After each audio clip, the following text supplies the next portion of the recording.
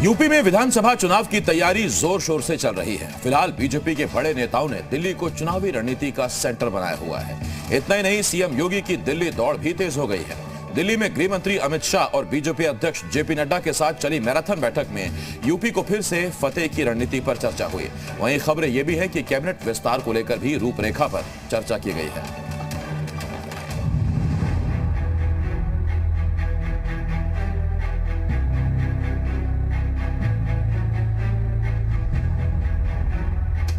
तारीख 19 अगस्त 2021। सीएम योगी की party high command से दिल्ली में मुलाकात। रात करीब 8 बजे सीएम योगी लखनऊ से दिल्ली पहुंचे। अमित शाह और जेपी नड्डा संग सीएम योगी की मैराथन बैठक। 2022 के रोड मैप के लिए दिल्ली में मंथन। यूपी में चुनाव में अभी 6 महीने का वक्त है, लेकिन बीजेपी इसके लिए अभी से कमर कस चुकी है, क्योंकि सीएम योगी अचानक दिल्ली पहुंचे और पार्टी हाईकमान के साथ चली मैराथन बैठक से 2022 की रणनीति साफ होने लगी। बीजेपी 2022 के लिए पूरी तरह तैयार है। दिल्ली की इस अहम बैठक में गृह मंत्री अमित शाह, मुख्यमंत्री योगी आदित्यनाथ, यूपी बीजेपी अध्यक्ष स्वतंत्र देव सिंह, संगठन मंत्री सुनील बंसल के अलावा बीजेपी के राष्ट्रीय अध्यक्ष जेपी नड्डा भी शामिल थे।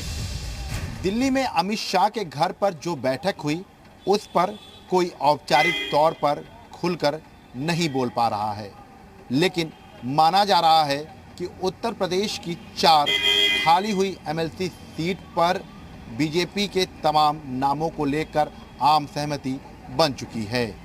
सीएम योगी आदित्यनाथ और बीजेपी प्रदेश अध्यक्ष स्वतंत्र देव भी इस बैठक में शामिल हुए थे, जिसके बाद माना जा रहा है कि जल्द ही बीजेपी 4 एमएलसी के नामों का ऐलान कर देगी।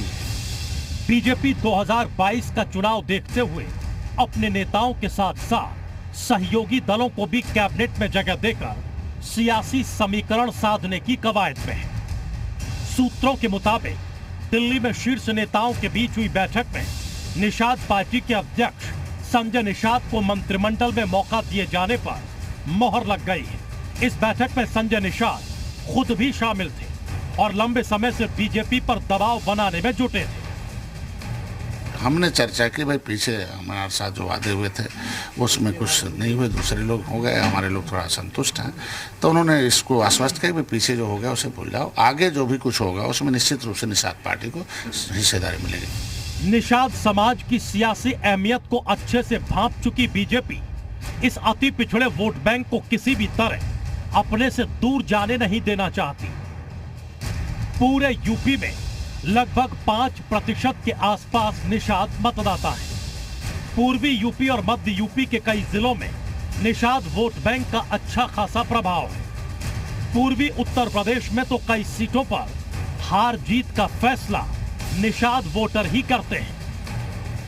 वहीं सूबे में ब्राह्मण समुदाय की नाराजगी को देखते हुए बीजेपी जितिन प्रसाद और लक्ष्मीकांत वाजपेयी को भी मंत्री बना सकती है।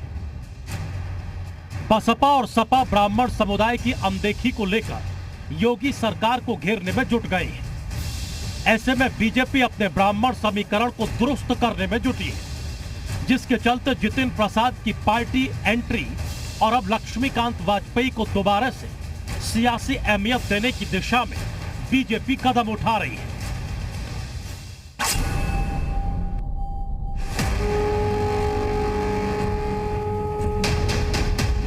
जय जय श्री राम, जय जय श्री राम।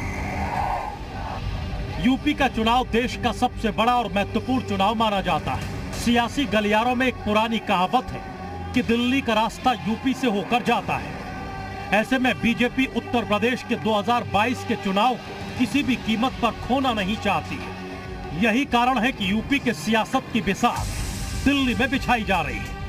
न केवल संगठन विस्तार पर चर्चा हुई, बल्कि 4 एमएलसी सीट पे भी चर्चा हुई और ये माना जा रहा है कि क्षेत्रीय संतुलन और जातीय संतुलन देख के नामों को तय कर लिया गया है और साथ ही ये भी तय कर लिया गया है कि जो एमएलसी बनेंगे उनमें से भी 1 या 2 नाम मंत्री पद को प्राप्त कर सकते हैं। तो कुल जोड़ के ये कहा जा सकता है कि संगठन को चुनावों के लिए तैयार होने के निर्देश मिल गए हैं और सरकार ने भी अपनी तरफ से तैयारी पूरी कर ली है। अमित शाह और जेपी नड्डा खुद यूपी की हर गतिविधि पर नजर रख रहे हैं। सीएम योगी के साथ मिलकर 2022 का रोड मैप तैयार किया जा रहा है।